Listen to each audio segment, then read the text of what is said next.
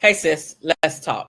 You've done everything society has told you to do. You've got your degrees, you got the title, you have the house, and maybe you even have your luxury car. You've checked every box that tells everybody around you that you are a successful woman. I mean, literally, you are screaming it from your pores that you are a successful woman. But when it comes to your love life, somehow having all of these materialistic things, the car, the title, the degree, the money, the house, none of that really translates into you having the relationship or even the marriage that you so desire. And here's the truth. While your accomplishments are powerful, they are wonderful, they are not the currency of love. So today, here on Love Restored, I am breaking down why success on paper doesn't really matter or automatically transfer into making you the wife, and why this matters, and what really does turn you into wifey material. So thank you for being here. I am Marshaun Olaniyan. As you heard, this is Love Restored. You are watching and or listening to Love Restored on KCCR Brownstone Cityscapes Radio. For this next 30 minutes, I am talking about why degrees, titles, and success aren't enough to make you his wife or the wife. A lot of times we jump into relationships and we think by having these skills on our job, the things that helped us to get the car, the career, the money, the title, etc., is going to translate into our relationships. And a lot of times we are bringing these skills that do not equal partnership, right? So we're bringing these into the, because being the being the VP of operations does not mean you know how to collaborate in intimacy. Titles show leadership at work, but partnership in your relationship requires teamwork. It requires compromise. It requires a shared vision. So listen, I remember a client of mine who once said, I managed 500 employees, but I realized I was trying to manage my man instead of loving him. I want you to let me know if this resonates with you. You manage a lot of people on your job. You are delegating to make sure that everything is in order. All the pieces of the puzzle are together so you can get to the next level in your business or on your job, or you are delegating to make sure that the goal that was set quarterly, yearly, whatever the goal time frame is, that you reach that. So you're making sure that ABC gets done weekly, daily, monthly, right? And you're having checkups to do just that.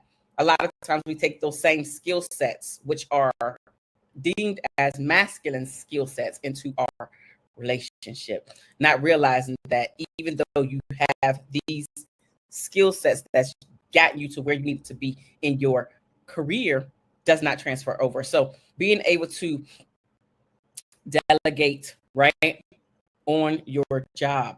You can't take the delegation piece also into your relationship with your partner. You could take it into the relationship with your child or children. You could take it into the relationship with your, like if you have a maid or someone that comes and cleans up your house, that you could delegate those things all day long. What I'm specifically talking about with your partner and making a partnership work. The client that I was specifically talking about, I thought I needed to sneeze. There it go. So the client that I was talking about, she was wondering why she was having so much trouble with connecting on a deeper level with her partner, and even taking it to the next level of being invited into a full-fledged relationship and further down the road, a marriage. And we were talking about this very thing. She's very good at delegating. So she realized that she was taking the same career skill sets into her relationship, and she was wondering why. She also was frustrated that she had gotten so far in her career life and it wasn't the same in her love life. So she was struggling in her love life, but she was a boss in her career. Again, checked all those boxes that I talked about earlier. But as far as the relationship that she wants and wanted, she was lacking there. And so maybe this is something that you can resonate with, that you have all of these masculine energy skill sets that you're trying to take into your relationship, not realizing that if you have masculine skill sets and he has masculine skill sets, whether he's an alpha, beta, whatever, but at some point, there's two masculine energies in the relationship, it's not going to work out.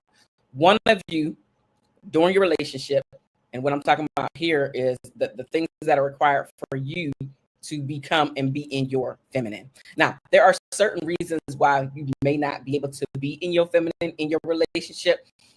One of them could be that you believe, your thoughts. You believe in your mind that if you don't do it, it doesn't get done. Just like on your career. If you're not making sure that a team member works with B team member to get C results, right? So that's the career. That's kind of how it works. You get the two people together, they bring up C results, or group of people, whatever. You're taking that skill into your relationship. It's like, okay, well, I know how to get things done. And although that's true, it's evident that you know how to get things done because it's showing up in your life. However, in your romantic life, at some point, there has to be room for him to take the lead and for you to be in the passenger seat so you can be in your feminine energy.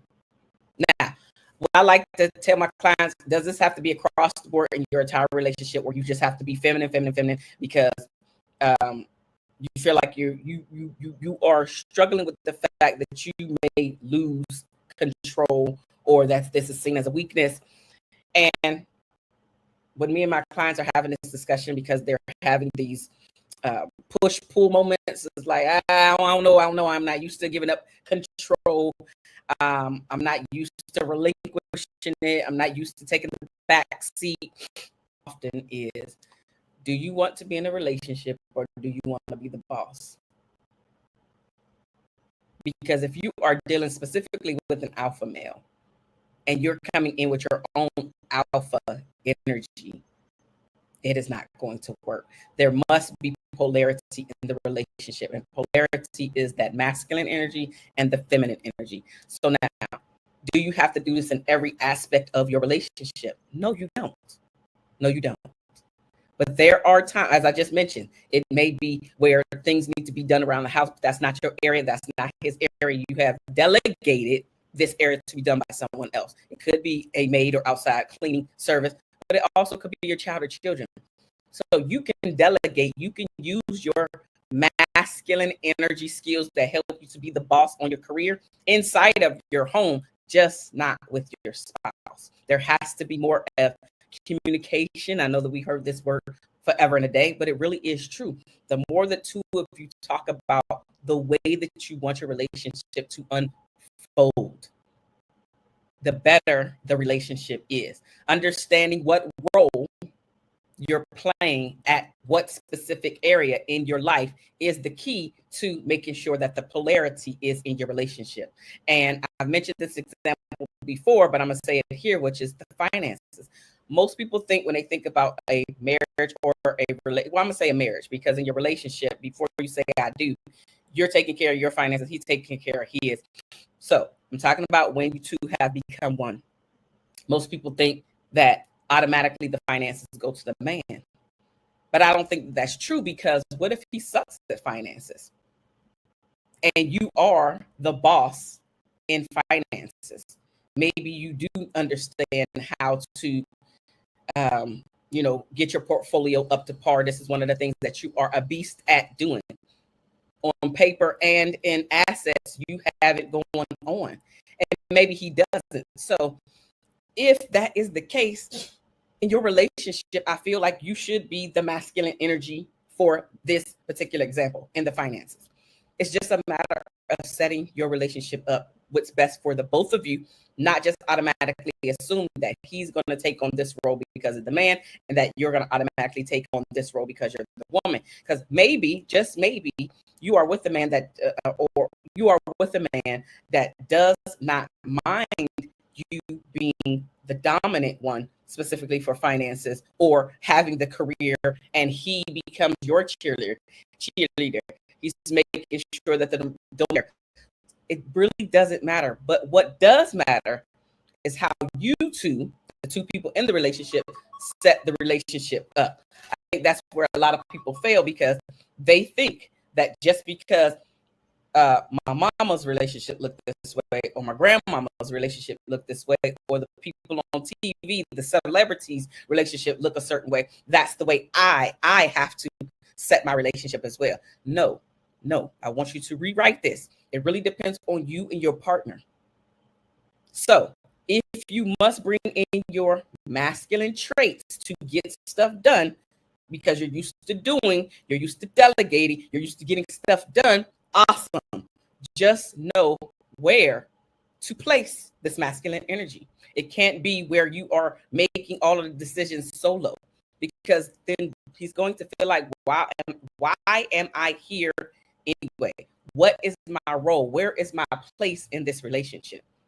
And so instead of him asking those internal questions or even verbalizing them to you, try to have as many upfront conversations with him about your strengths and his strengths, your weaknesses and his weaknesses. So when the two of you come together, you have already started to understand how to make your relationship work for the two of you. Another thing is that your degree does not teach you emotional safety. A PhD can get you respect in the boardroom, but it doesn't guarantee you know how to create a safe, vulnerable space in your relationship. I remember there's a woman, and she knew how to debate and win arguments at work. She was a boss. She was actually a lawyer, or I should say is a lawyer, right? And she knows how to get things done. She knows how to win arguments, right? But in her love life, her man is actually looking for the emotional connection from her. Again, that polarity, that femininity, that softness, that reassurance, that nurturing side. Because your man does not want to constantly connect with your intellectual side. He doesn't want an intellectual sparring every single time. He wants to hear and see your softer side. Not only for him to feel safe in that emotional space, but also for him to create this emotional safety for yourself, so you can also come into this space and just be, not knowing everything, not knowing the solution to said problem.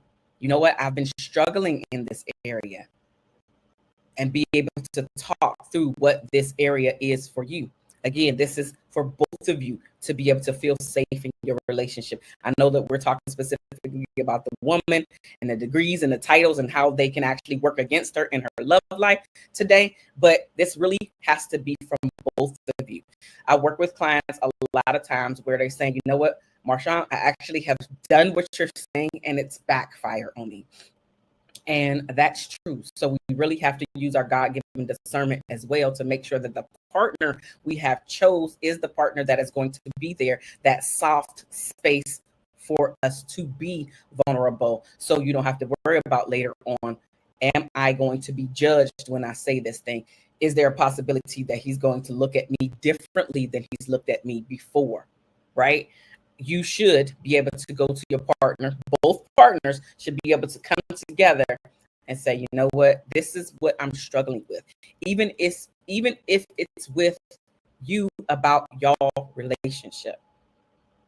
And which brings me to side note, it brings me to checking in and making sure that there is whether it's weekly, whether it's monthly, whether it's quarterly, but there are check-ins for the two of you to see what areas you are great in so you can continue to do those, right? When it comes to supporting and being there for your partner and vice versa, right? But then also, what areas do you have that you need to work on? What areas of weakness do you have that you need to work on?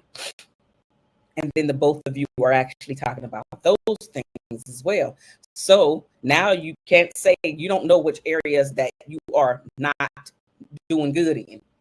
You can verbalize them, but also being open to having said conversation, because none of us are perfect.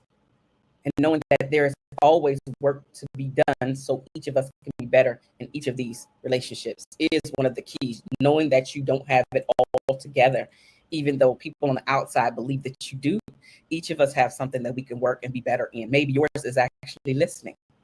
Maybe yours is not delegating. Maybe yours is being a little bit better at communicating, right?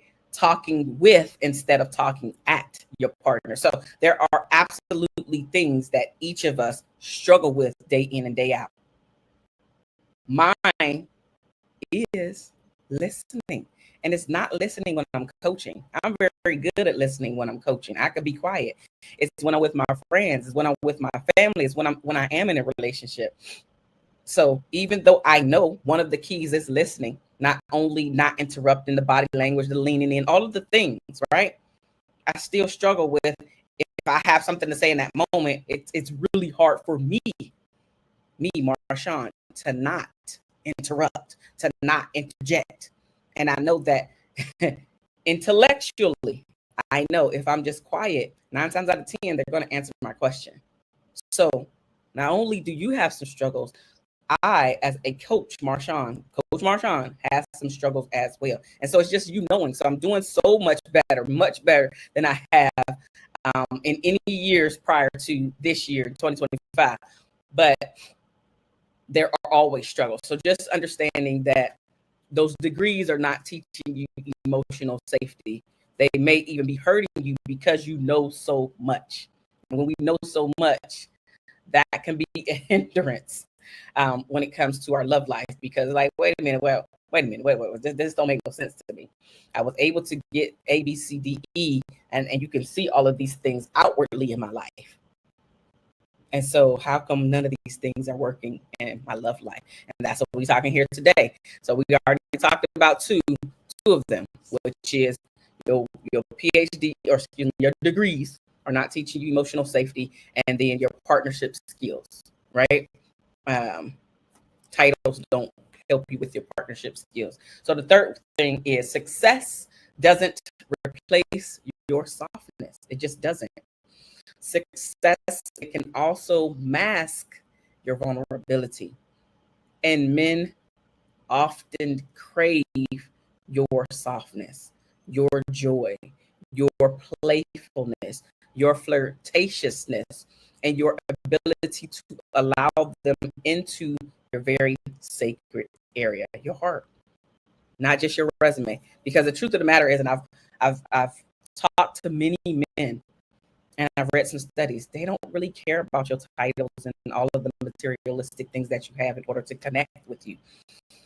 Lots of times when we have all of these things, we have a tendency to show up on the dates and we are competing with the man instead of connecting with the man.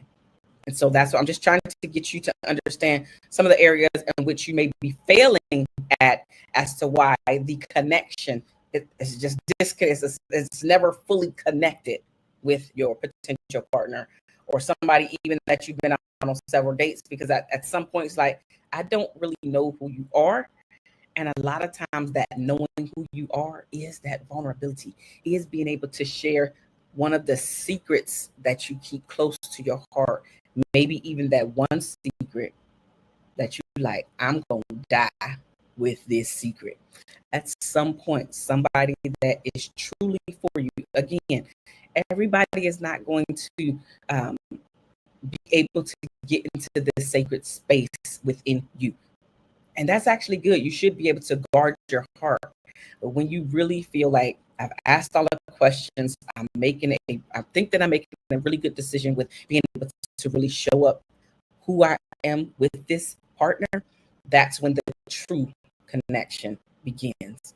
But it really does begin, sis, with you being vulnerable, with you showing up in a way where you nurture him, where you are creating the safe space. Again, it absolutely needs to be on both ends.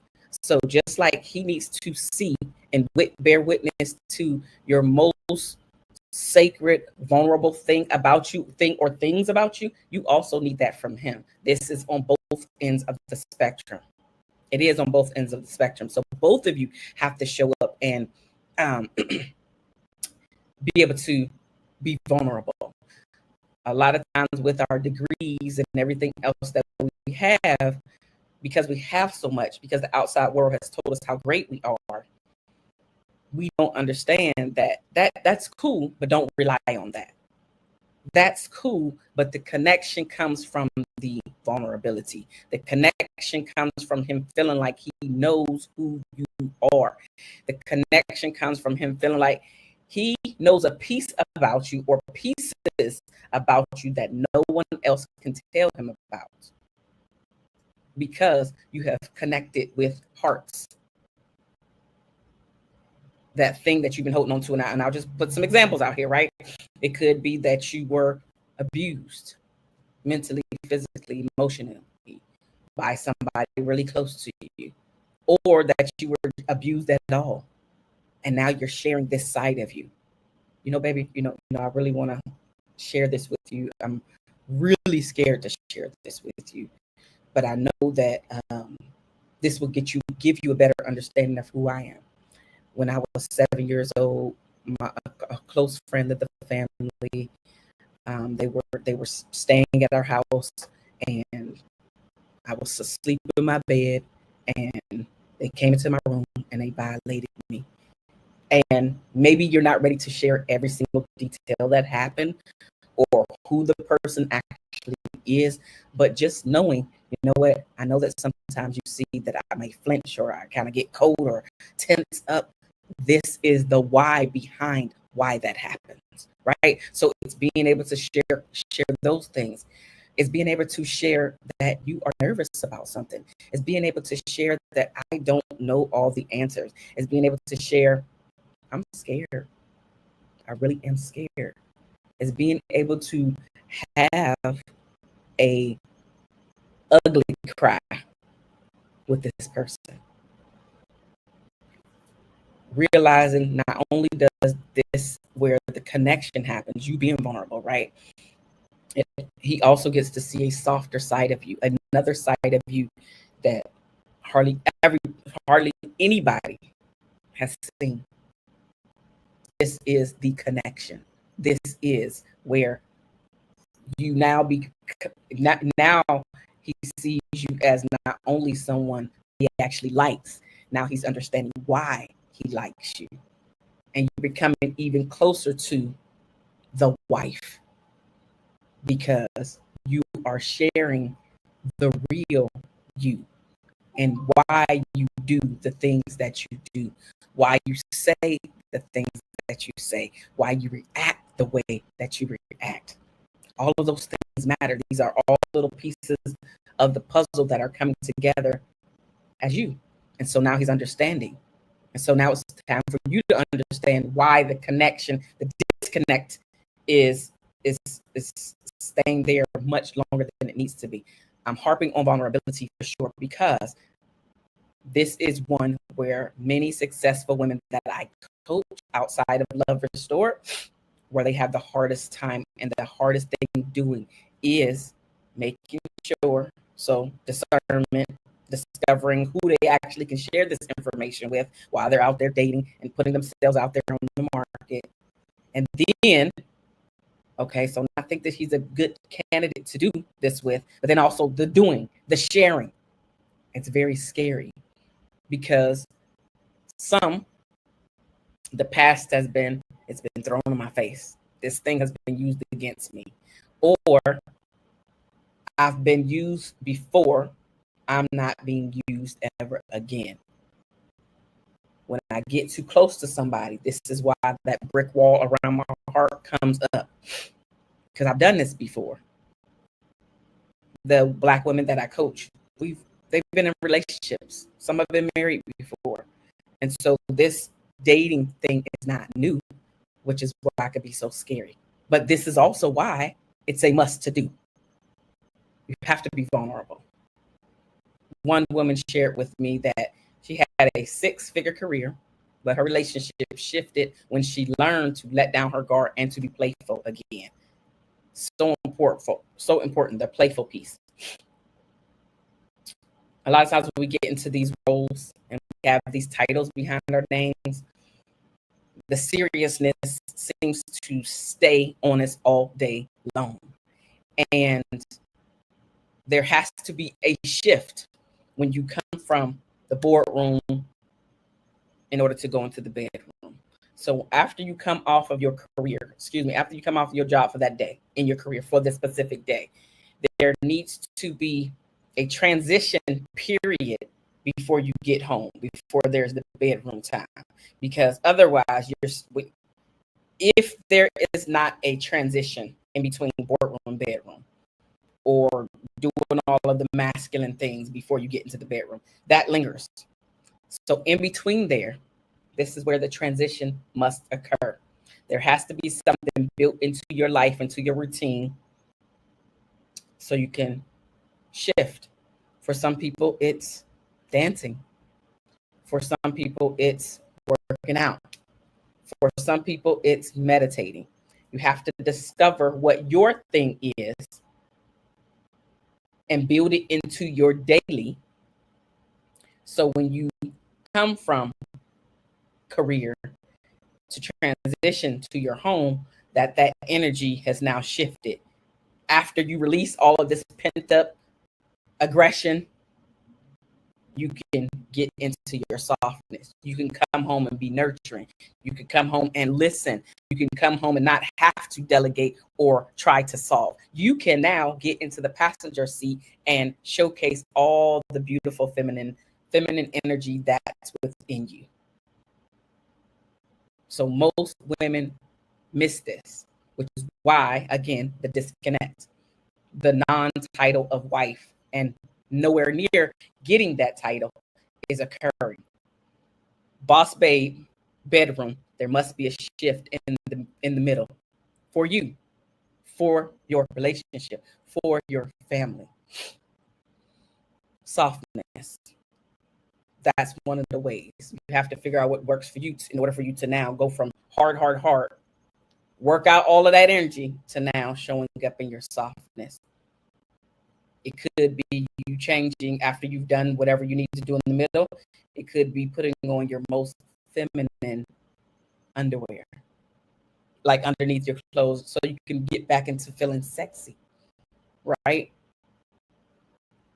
Again, it could definitely listen to like a playlist or something that you create, being intentional to help you shift from boss to babe.